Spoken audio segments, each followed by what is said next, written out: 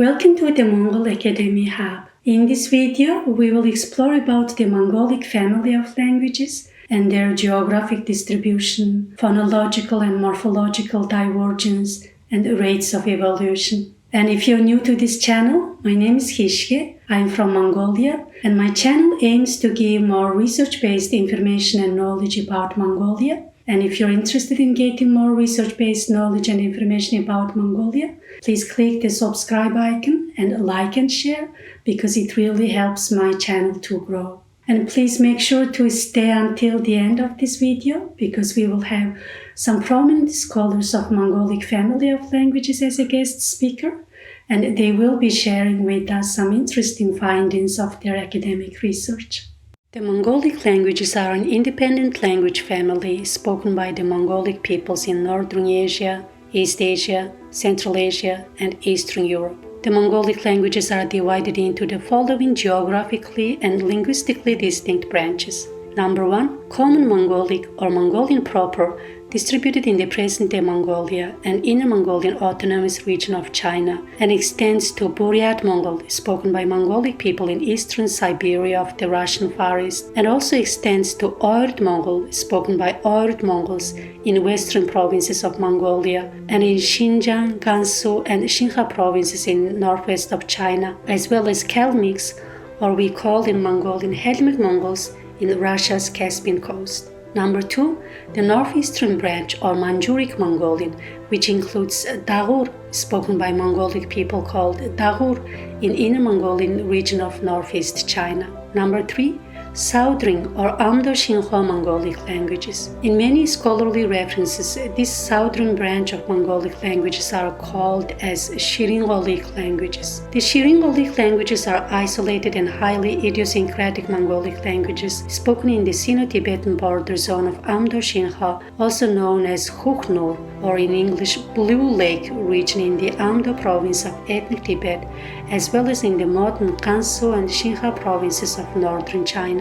The Shirin-Golic Mongolic languages are further divided into several linguistic and ethnic subgroups such as Eastern Uyghur or Yellow Uyghur, Mongolic, Baonik, Santa, and Kangjia. Number 4, the Southwestern or Afghanistani Mongolic, which documents the evidence of linguistic expansion of Mongolic languages to Afghanistan during the Mongol Empire in the 13th century. This branch has only a single language called Mogul, which was spoken in parts of western Afghanistan, especially in the region of Herat until the 1970s. According to the last record in the 1970s, it was estimated that there were 2,000 elderly and middle-aged speakers of Mongol in Afghanistan. Given that there are no records of Mongol speakers since the 1970s, this branch of Mongolic language has already become extinct.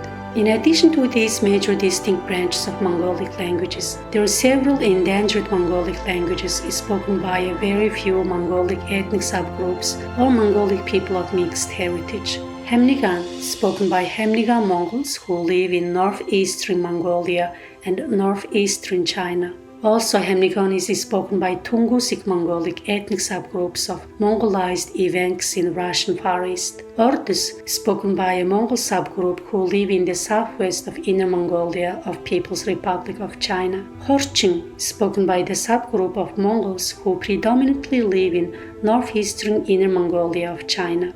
So all these Mongolic languages, including both the core Mongolian and the peripheral Mongolic languages, have more closely interacted with the neighboring non-Mongolic languages. The peripheral Mongolic languages in the southern part of Inner Mongolia of China have influences of Sino-Tibetan languages, more precisely Chinese and Tibetan on their phonology and the vocabulary. The Oirt Mongolian, spoken by Oirt Mongols, is scattered across the far west of Mongolia and the northwest of China, and the Kalmyk Mongols who live in Russia's Caspian coast has more influences of Proto-Turkic languages on their phonology. The peripheral Mongolic languages spoken by Mongol subgroups in northern Mongolia, northeastern part of Inner Mongolia of China, and in Russian Far East have influences of Tungusic languages on both their vocabulary and phonology.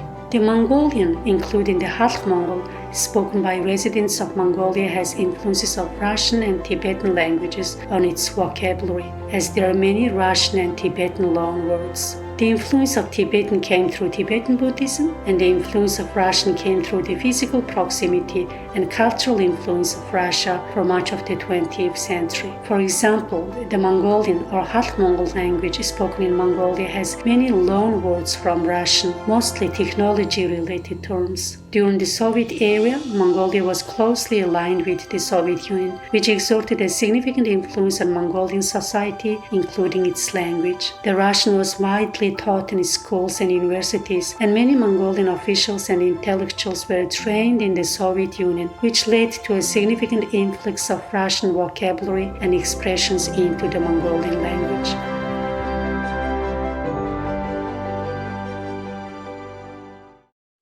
How does the Mongolian language spoken in Mongolia differ from the other Mongolic languages in China and Russia? What are the linguistic, extralinguistic, geographic, and political factors that lead to or contribute to the divergence and the evolution of these Mongolic languages?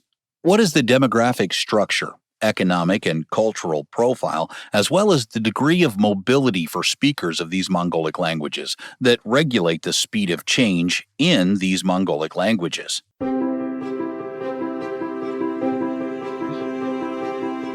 We make a difference between Mongolian, which is the language spoken today in Mongolia and adjacent regions, and then Mongolic, which is the group of languages that are related to Mongolian. And all of these languages have less speakers than Mongolian. So Mongolian is the main language of this language family. And as you know, it has maybe about 3 million speakers in Mongolia and 3 million speakers in Inner Mongolia. And it also belongs to a group which we call Central Mongolic or Common Mongolic, which comprises other varieties of Mongolic which are rather close to Mongolian and which are more or less mutually understandable to some extent. And these other Central Mongolic languages include Western Mongolian or Western Mongolic, which we also know by the name Oirat or Kalmyk, Northern Mongolian, which is Buryat and Hamnigan Mongol. Then we have Southern Mongolian, the Ordos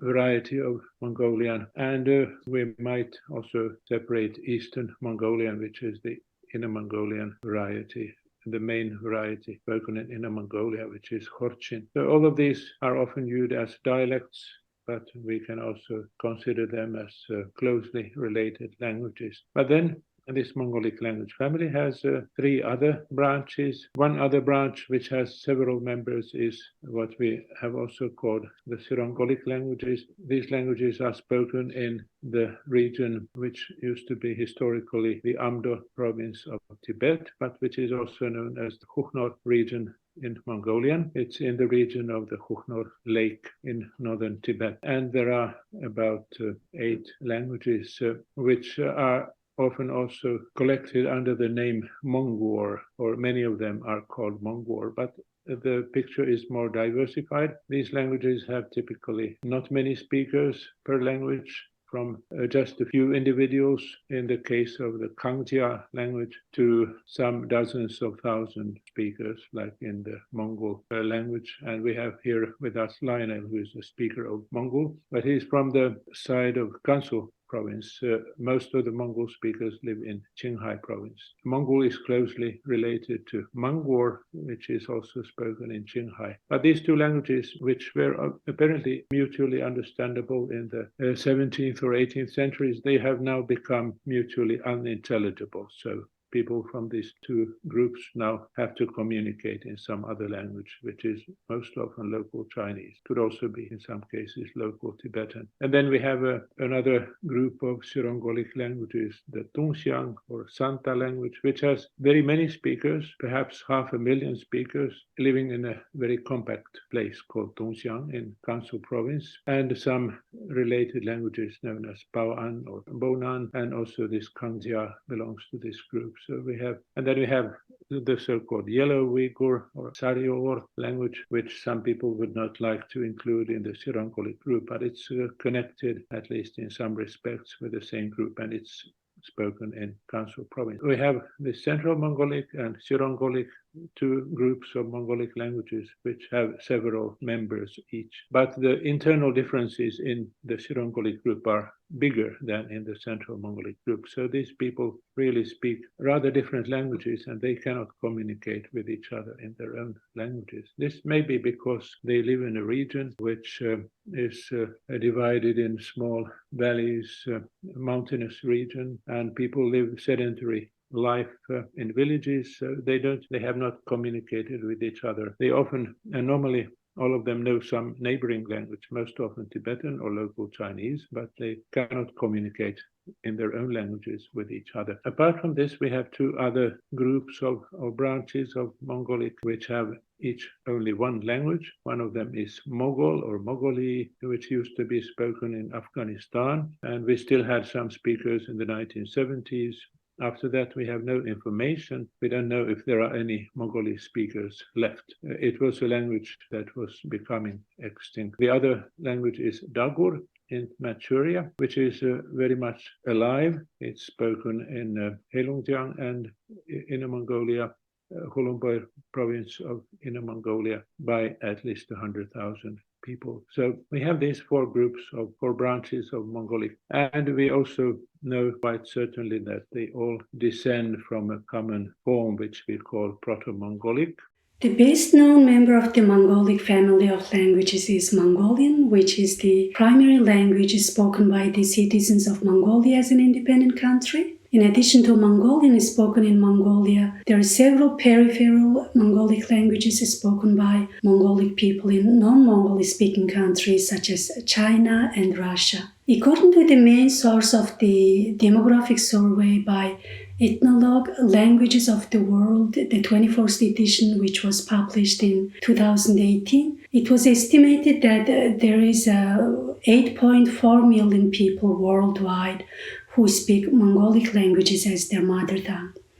So as you can see, this is a quite old data as it dates back to 2018, and I wasn't able to find the latest data as of 2023, but at least it can give you some bearings of the estimated number of people worldwide who speak the Mongolic languages as their mother tongue. The classification of Mongolic languages as presented by the animated map is based on the scholarly work of Professor Juha Janhunen, who is a Finnish linguist and who is also a guest speaker of the Mongol Academy Hub. You can now see the classification in a chart version, and based on this classification, we will check the phonological and morphological divergence of the Mongolic family of languages based on a few lexical items such as the family and kinship words, colors, and nouns for natural phenomena, body parts, and numerals. Because it is very difficult to find the speakers of various Mongolic languages,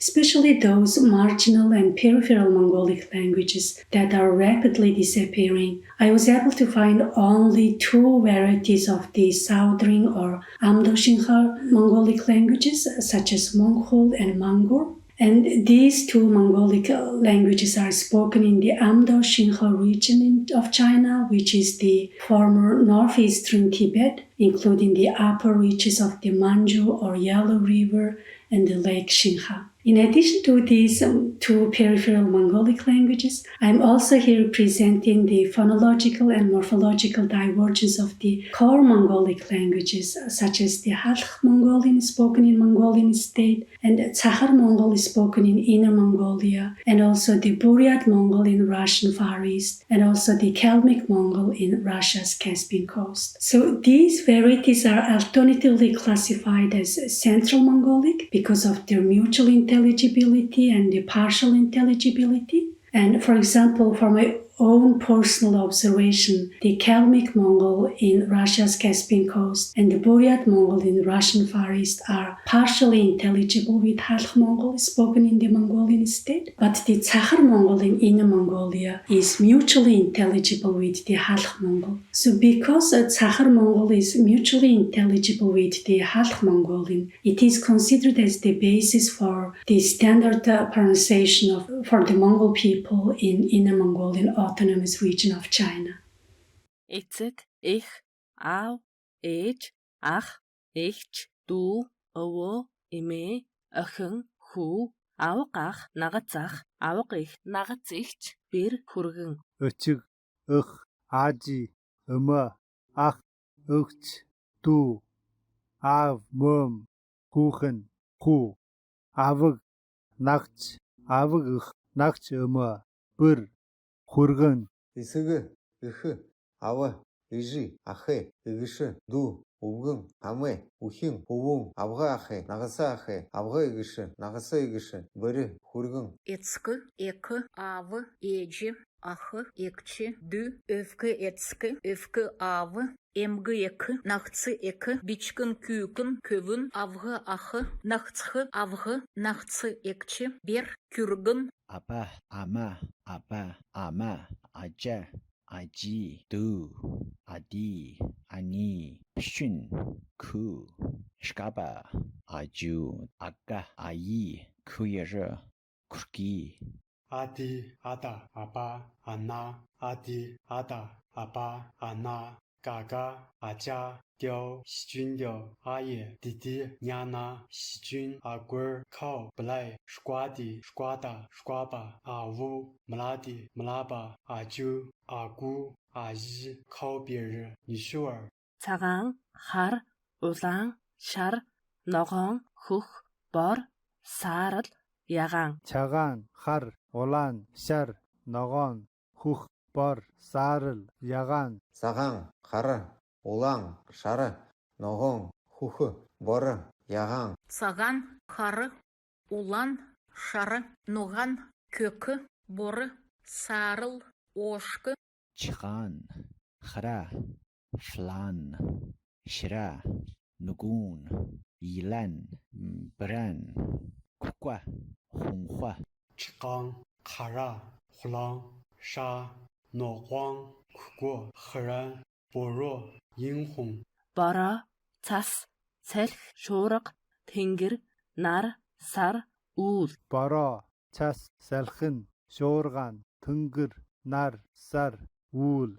Боро, сахан, халхин, шуыргын, түнгірі, нарың, хары, уылың. Хур, цасын, салкын, шуыргын, тенгір, нарын, сар, үйлін. Хора, чысы, ки, хора, тенгра, нара, сара, улон. Құра, чғызы, кай, ночыр, тенгірі, нара, сара, оле. Толгой, нүүр, нүд, хацар, чих, хамар, ус, гар, гарын хуруу, хөл, зүрх, уушиг, судас, бөөр. Толгой, нүүр, нүд, хачир, чих, хамар, ус, гар, гарын хуруу, хөл, зүрх, уушиг, судал. Толғай, нүр, нүдің, хасыр, шықын, хамыр, уғын, ғар, ғары құрғын, хул, зұрхын, уышқын, худығын, боры. Толға, нүр, нүдін, халқы, чикын, хамыр, үсін, гар, хурғын, көл, зүркін, оғышқы, сұтсын, бөрі. Толгой, нюр, нұты, хча, чикы, хвар, рава, ғар, хурчы, kwal, jirga, usku, чысы-штасы, бура. Тарғай, дама, нүді, чирай, чікі, қабыр, сүзу, ғар, ғар құру, шықай, жүргі, побы, сұдар, боры. 1, 2, 3, 4, 5, 6, 7, 8, 9, 10. 1, 2, 3, 4, 5, 6, 7, 8, 100, 10. Нігін, қойыр, ғоруы, дұруы, тавы, зұрға, долы, нәйімі, юғы, аруы. Негін, хойыр, гурвын, дүрвін, тавын, зурған, долан, нәмін, исын, арвын. Ника, қур, қуран, диран, тавын, жүргун, дұлун, ниман, сын, харан. Нікі, қуар, сан, сы, у, леу, долан, ба, жоу, шы. The United Nations Permanent Forum on Indigenous Issues states that at present, 96% of the world's approximately 6,700 languages are spoken by only 3% of the world's population. Although indigenous peoples make up less than 6% of the global population, they speak more than 4,000 of the world's languages. Indigenous languages are not only methods of communication, but also extensive and complex systems of indigenous knowledge that have developed over millennia. Therefore, the indigenous languages are central to the identity of indigenous peoples, the preservation of their cultures, worldviews, and an expression of self-determination. What are indigenous scholarly explanations of the Mongol scholars and linguists about their own indigenous Mongolic languages? Are the regional Mongolic dialects connected to the elements of the traditional Mongolian music and dance? For example, there is a Mongolian folk song genre called long song, and it is not only because the songs are long, but also because each syllable of text is extended for a long duration. For instance, a 4-minute song may only consist of 10 words. Let's just take a quick glimpse of the traditional Mongolian long song.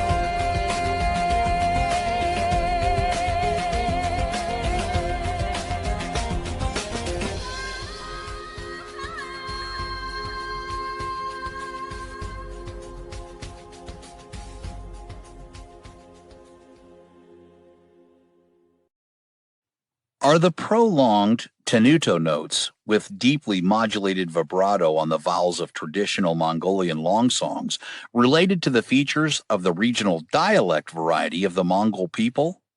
What is the indigenous way of gathering knowledge about the Mongolic languages?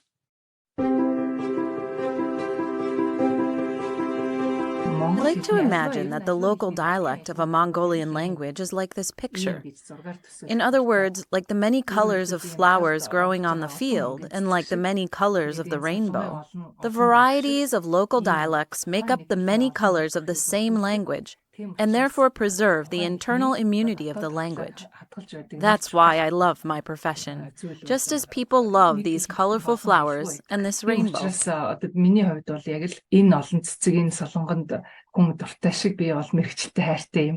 The local dialects of the Mongolian language have been studied for 200 years. Several different versions of classifications have been proposed. The question as to which are the dialects and which are independent Mongolic languages is still subject to debates. The Atlas of the World Languages, published in London in 1996 and then in Moscow in 1998, defines the Central Mongolian language as a language spoken in Mongolia and in Inner Mongolia. Яг ингэж бичсэн байгаа юм. Одоо энэ доотлын өгүүлбэр. Үндсэн буюу Төв Монгол хэлээр Монгол улс болон өвөр монголчууд ярилцдаг гэдэг ийм өгүүлбэр бичсэн байдаг. So there is an encyclopedia of Mongolian studies published in Inner Mongolia in 2004. The encyclopedia defines the Mongolian language based on the same definition in the Atlas of World Languages. On this map, the geographical location of the Central Mongolian language is marked in green color, including Mongolia and Inner Mongolian Autonomous Region in China, as well as some other provinces of China. The geographical location of Buryat and Kalmyk languages in Russia are marked by orange color on this map. So these two languages, Buryat and Kalmyk, are considered as independent Mongolic languages. If we consider this above-mentioned definition as a guide, according to what I have collected, there are 9 types of Mongolic languages, 19 dialects, 37 subdialects, and 69 branch dialects. Аман айлгуу гэдэг нь sub dialect. Тэгээд 69 салбар аман айлгуу байна. Here is the demographic distribution of Mongolic languages. Inner Mongolia in China has the largest number of speakers of Mongolian, and it indicates the number of people who speak only Inner Mongolian dialectal varieties, excluding those who speak Buryat and Oirat languages in Inner Mongolia. Khalkha in Mongolia has the second largest number of speakers. The smaller bars indicate the other Mongolian dialectical varieties. Language constantly evolves as some dialects disappear and some dialects are assimilated into other dialects. Of course, we can't consider that a study of a single dialect is now complete, and it is still necessary to conduct a study focusing on a single dialect. Secondly, it is very important to conduct comparative research on all Mongolic languages and all dialectal varieties. Third, it would be important to study dialects in relation to nature, geography, and other cultural heritages. Such holistic and integrated research is significantly important.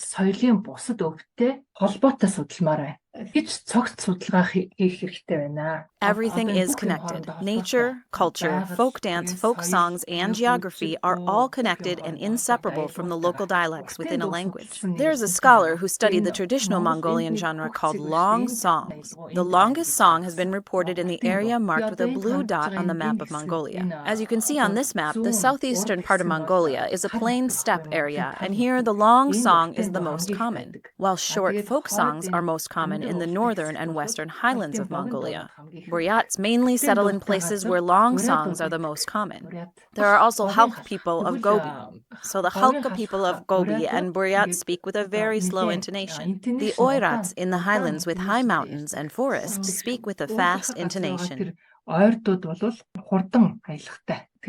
Circled here is a comparison of the length of long vowels in the Buryat dialect and the length of the long vowels in the Oirat dialect. As you can see, there is a great difference. This difference is also related to the geography. For example, for the past tense suffix san, Buryat people say as yabahan, while Oirat people say yavs.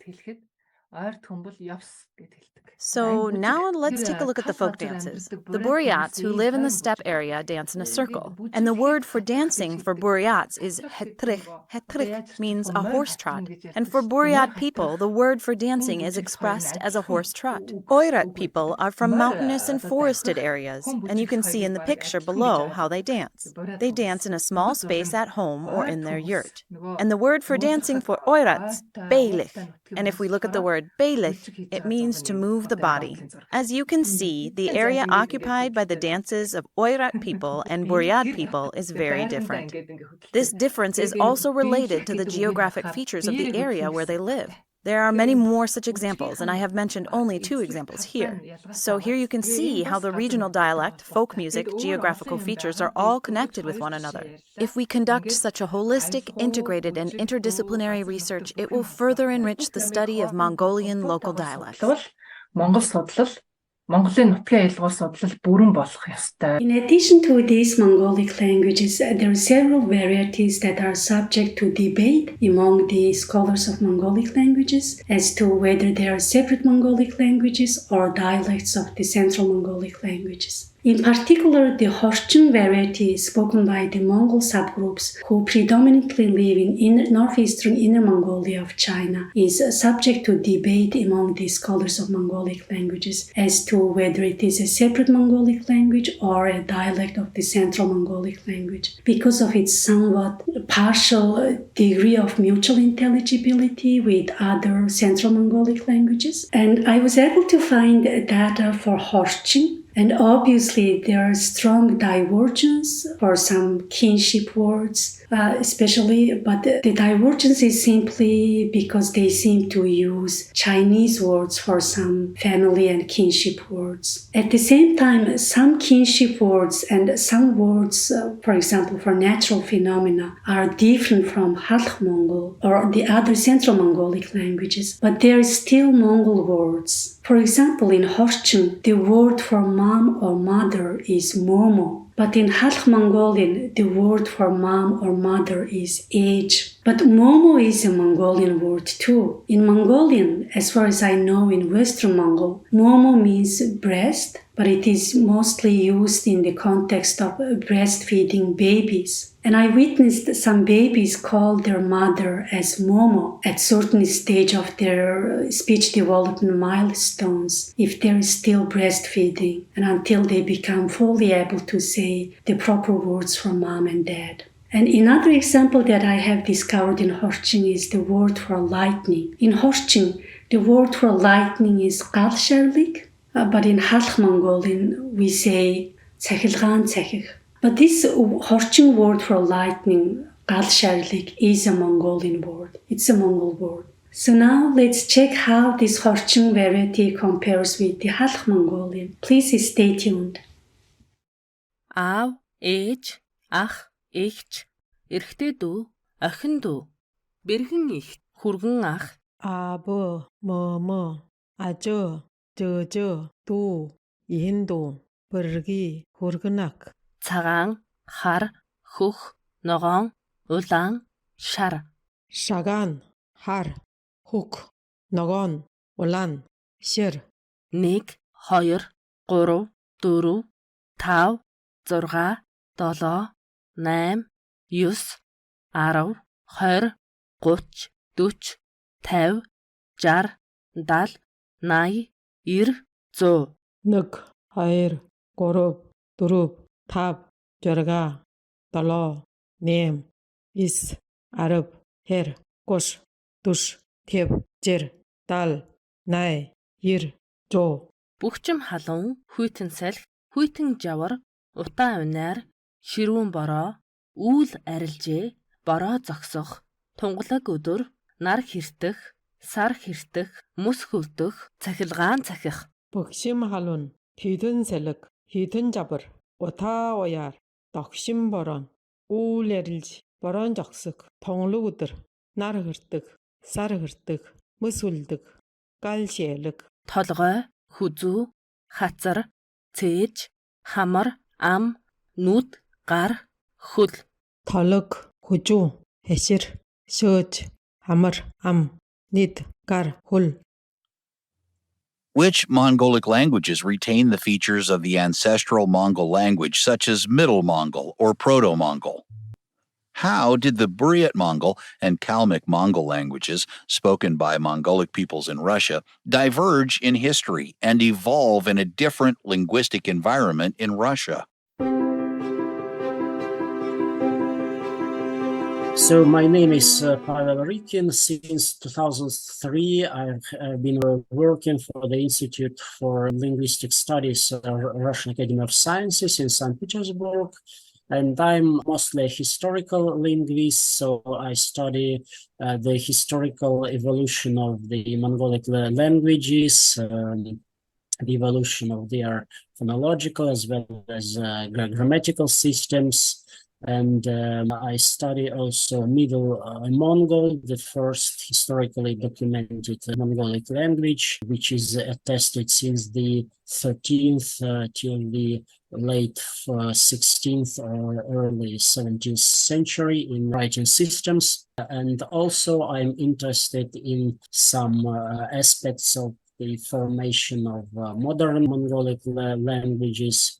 So for me, it's a very important question how the modern Mongolic languages were formed from the Middle Mongol dialects, and what was special features of this formation and how it was reflected in written sources. So to be honest, there is a big mystery in this issue of formation of modern Mongolic languages from Middle Mongol dialects, as we still do not know for sure what was the rates of evolution and the chronological frames of this process. And we don't even know which modern Mongolic languages derive from which Middle Mongol dialects. So there are no intermediary stages between Middle Mongol varieties and modern Mongolic languages, and there are almost no written sources highlight this process. So it's not this issue is not well studied in previous literature, and of course needs to be further investigated. As for Kalmyk and Buryat, Juha told us that they both of these languages belong to Central Mongolic group. And as for Kalmyk and Oirat, there are rather early historical evidence related to them. I mean, first of all, the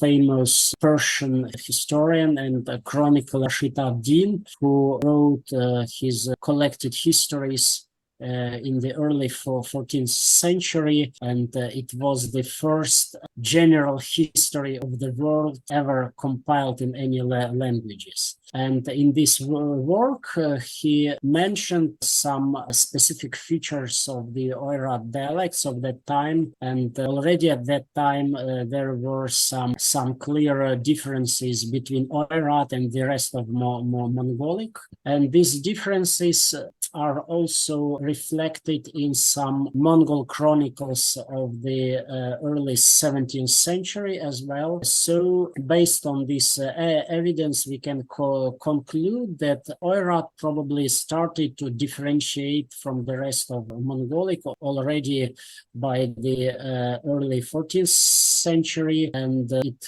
has formed as a separate language, a separate Mongolic language, most probably by the beginning of the 17th century. Buryat has another story. We have no early historical sources on Buryat, and the first evidence attested in historical sources is dating only from the 17th century, and this evidence is contained mostly in Russian language sources, travel notes, and some administrative documents from the Russian Imperial Chancellery in the 17th century. And we don't know the early history of Buryat, but in the 17th century, according to these early sources, it has not so many differences from the rest of Mongolic as modern Buryat. And even in the 18th century, as can be concluded from the early Western sources on this language, it has some of what can be termed common Central Mongolic features. And I would like to mention two important works on Buryat, namely the article by Larry Clark, published in 1976, and two books of Tsirendashi Budayev, the native Buryat scholar, published in 1978 and 1992. And according to these studies, specifically Buryat language features have been formed gradually during the late 17th and the whole 18th century, and finally they have been formed only by the mid-19th century. So we can make a conclusion that Buryat has been formed rather late. So that are some conclusions that can be made in relation to these two languages.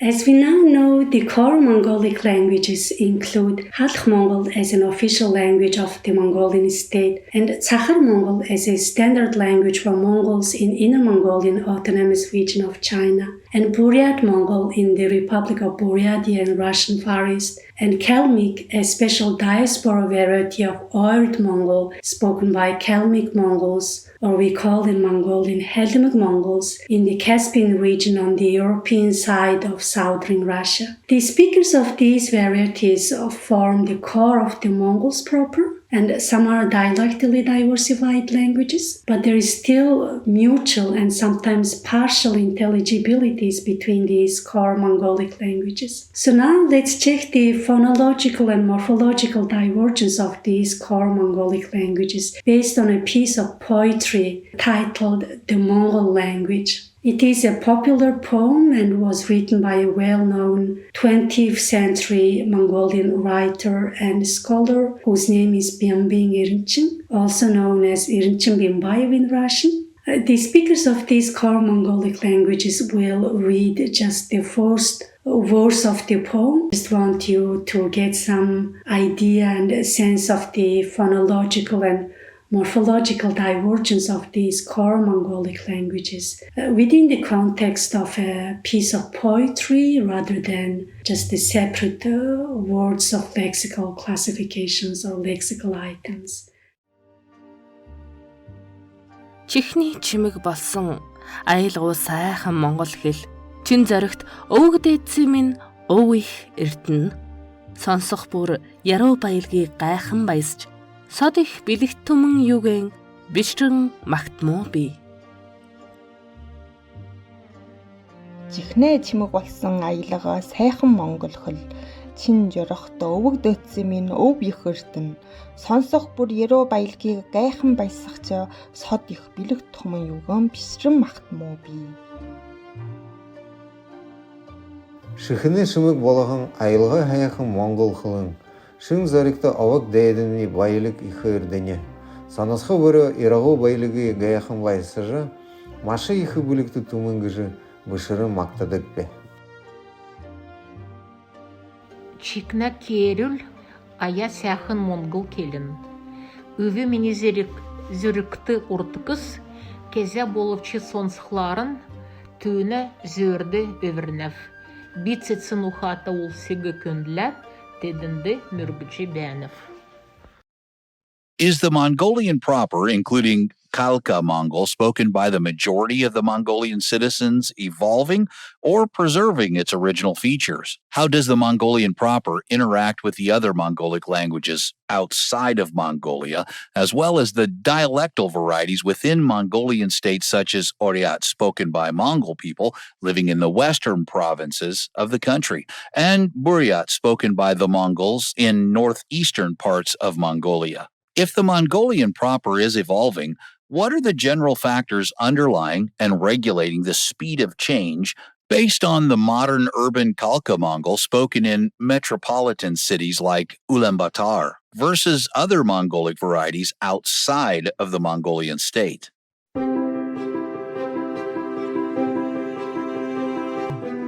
The Central Mongolian varieties are overall relatively conservative. I mean, their language structure in many respects still resembles Middle Mongol structures. There have been changes, of course, and these changes are concerned, for instance, Buryat.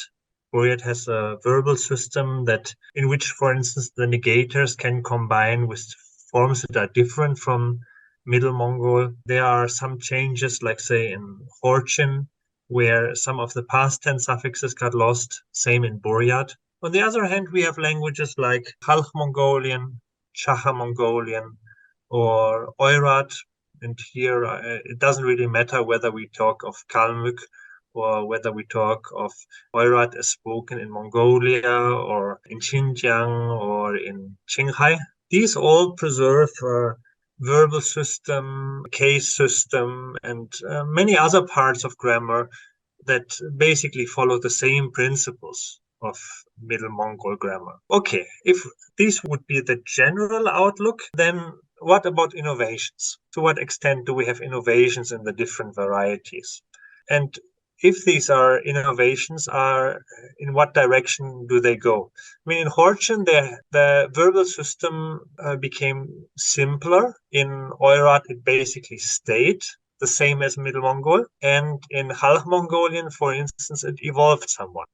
For instance, in Middle Mongol, you could ask a question like la yu or lo for something that the addressee might have done. In Khalkha Mongolian, a question like this can only be addressed now to the speaker, him or herself. Then there are, for instance, a demonstrative system. In all Mongolian dialects, except Khalkha, there is ene, referring to something that is close to the speaker, the demonstrative pronoun, and there is a demonstrative pronoun tere, referring to something that is far away from the speaker. In Khalkha Mongolian, there has been an innovation in this regard. There is a demonstrative pronoun nat, nadach, that can refer to something that is close to the addressee, or tsad, tsadach, that can refer to something that is relatively far away from the addressee. So here in Khalkha Mongolian, we have one or another innovation that is not shared by the other Mongolian dialects, and where the development is perhaps a bit more rapid than in a somewhat more conservative, more Middle Mongolian looking, but overall very, very similar looking dialects such as Chahar in Inner Mongolia. Lexicon, of course, in the rural dialects, we have a lot of terms that refer to traditional concepts. So whether it's Buryat or it's Oirat, there are relatively large dictionaries that have a number of separate terms that somebody from Ulaanbaatar, for instance, cannot understand. Cannot understand is maybe a big word, because in the Mongolian state, there's a big literature written by Oirat authors, written by Buryat authors, written by Khalkha authors, all writing in the same kind of standard language. But if you have Oirat authors or if you have Buryat authors, of course they use a part of their vocabulary. So people who are very well read in the literature, they are usually quite able to understand even those dialects, while young people from Ulaanbaatar, who mostly speak the conversational language of Ulaanbaatar, but are not very familiar with texts, would have many more problems following here. Then we have, on the other hand, we have urban vocabulary evolving to some extent. In Ulaanbaatar, there is a limited urban slang, not too much of it, but some vocabularies that are related to urban subcultures. And that at the same parallel to this, we have terminology. And here in the terminology, of course, it matters a lot where we are. In the Mongolian state, lots of things from Russian, lots of things from English. Some things are taken as they are evolving and entered into a standard language. And some things are suggested by experts. I think the terms that are evolving naturally are more common than those selected by experts. But here is some range of what can happen. It's more restricted in Inner Mongolia. There you have terminological commissions who are forced to translate their vocabulary from Chinese. So they can use Mongolian structures, and they do use Mongolian structures, but they have to follow Chinese patterns. They have to do loan translations from Chinese. So the possibility to form terminology in Inner Mongolia is rather limited. There has been some Russian-influenced terminology from the 1950s, not very much. Like, say, a word like kader exists in Inner Mongolia, or a radio, but overall possibilities are limited. And there's also no possibility to cooperate. There's an author, a researcher who works at some publishing house in Beijing, who has been trying to compare vocabulary from Khalkha and vocabulary from Inner Mongolia. He basically always favors the vocabulary from Khalkha. I don't always agree with him. There are very nice coinages from Inner Mongolia. The problem is that Inner Mongolian coinages can never be informed from Khalkha or from English or from Russian these days. So the vocabulary is limited and basically made to diverge and at the same time get closer to English. So, I mean, probably these politics are now over anyway, with the reform in education in Inner Mongolia, where there is no schooling in Mongolian anymore, or to an extremely limited extent, except for the language itself, of course. So probably the terminology of Inner Mongolia will by and by pass out of usage as the language loses its status. As we all heard, Dr. Juha Janhunen noted that bilingualism and multilingualism accelerate the rate of linguistic evolution among the Mongolic languages in China, especially the speakers of the languages belonging to the marginal branches of Mongolic peoples such as Daghur, Yellow Uyghur, Mongol Manguer in Gansu, and Amdo-Qinghai region of China have for centuries been bilingual in a number of regional languages, including Tibetan, Manchu, and various forms of Chinese such as Wutun, etc. Let's listen to the story from a native Mongol speaker. Originally, I'm from Gansu province, which is in western China, actually on the border of Gansu province and Qinghai province. And we belong to the ethnic group identified officially as the Tuzu or Tuzu. So we have several branches officially recognized as Tuzu. And Mongol, that's our branch, is one of those. And we have a few others, Professor Juha I just mentioned already, but I'll just mainly talk about Mongol. So this group of people lives mainly in Qinghai province in the Huzhu Mongol autonomous county, Datong. I think it's Hui and Mongol autonomous county, and there's another county called Ledu. 3 of these counties, and then we have one more that's in Gansu province, that's Tianzhu. Actually, we are all originally from Huzhu in Qinghai, and we have our own families. We have our own chronicles, and in our chronicles, we have these records of when we've moved, we moved from Qinghai to Gansu, if I remember correctly. So in today's Tianzhu County, you have there are a lot of Mongol people as well. So Tianzhu County, it's a Tibetan autonomous county. In my case, for example, I started learning Tibetan when I was in 3rd grade. So that was and we had a chance to choose between, for example, Tibetan or maybe from the 7th grade, you could do English. So I did Tibetan when I was in the 3rd grade. And in our case, and also Mongol people in Huzhu, in Qinghai, I think we were all bilingual in a way, except those old, very old people who were more fluent in Mongol. But mostly we're all bilingual. Also in the local Qinghai dialect, which is Qinghai-Hua, basically. It's a bit different from the Mandarin Chinese that we speak, like here, for example, in Shanghai. And some people might know, for example, Tibetan, but this is not something that it's not a mother tongue, for example, for us. It's something that we learn, for example, as a foreign language. In my case, that was my first foreign language. And in my sister's case, for example, she did not choose to study Tibetan. She actually chose to do English when she was in the 7th grade. So she doesn't know Tibetan, but in my case, I did Tibetan. So, and we had this chance. For example, when I was in primary school, there were out of about 30 students, 5 chose to do Tibetan. In terms of the evolution of the language, I think, as I just mentioned, in our village, very old people spoke only Mongol.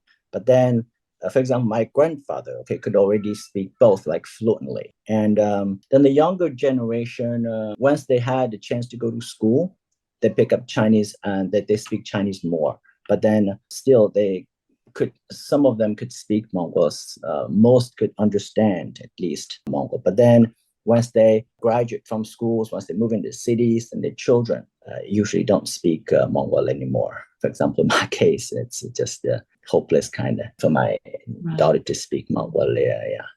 But then we have a friend called from Xining, Dr. Li. His daughter speaks like fluent Mongol, though she's been in the city for her entire life, but they had a very good environment for learning Mongol. Thank you everyone for watching my episode this far, and I hope you enjoyed this episode and gained some knowledge about the Mongolic family of languages. And if you watched this far, I'm sure you like my channel, and please hit the subscribe icon and like and share, and because it really helps my channel to grow. And also, I'm very curious about what is your impression and opinion about the Mongolic family of languages. And please comment below about your thoughts and opinions about the Mongolic family of languages, because I would love to know. And lastly, I would like to say thank you so much to my guest speakers, especially the prominent scholars and linguists of Mongolic family of languages. And I'm very humbled by the fact that they spared their valuable time to speak at my channel and share their knowledge with the viewers of my channel.